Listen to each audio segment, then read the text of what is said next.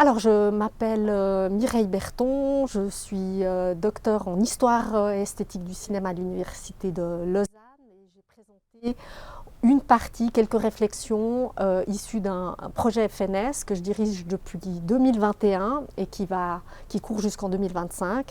Un projet qui étudie les pratiques filmiques de neurologues et de psychiatres en Suisse de 1920 à 1970 environ. Ce sont des films qui documentent des troubles neuropsychiatriques, qui étudient également l'évolution de maladies, de troubles neuropsychiatriques sur le long terme, dans une logique rhétorique typique de la médecine, une logique rhétorique de l'avant et de l'après. J'ai par exemple montré un exemple de film qui étudie l'effet d'un médicament, le Parpanit, qui est un antispasmodique, sur donc l'effet de ce médicament sur des patients atteints de Parkinson. Donc on nous montre d'abord le patient dans un état normal, disons, puis la prise de médicaments et l'effet de ce médicament qui est censé illustrer les effets calmants en fait, sur le corps du patient.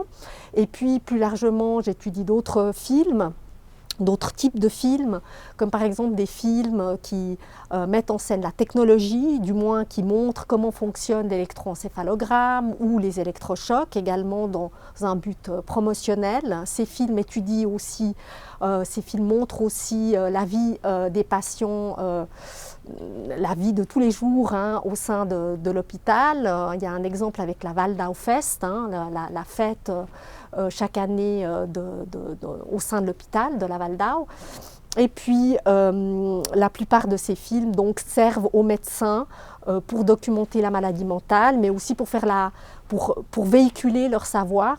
Le cinéma est vraiment un outil de promotion, un outil aussi, un véhicule de savoir, de connaissances, lorsque ces médecins se déplacent dans des institutions, comme lorsqu'ils vont faire des colloques avec leurs collègues. C'est pour ça que je compare un petit peu ces films à des sortes de PowerPoint, à nos PowerPoint actuels, donc, qui véhiculent l'état de la connaissance et qui permettent de discuter ensuite de cas particuliers avec leurs collègues, dans le cadre toujours scientifique, puisque ces films sont destinés au corps médical, à des personnes qui sont spécialisées en médecine. Ces films logiquement, ne doivent pas être montrés en dehors de ce contexte médical.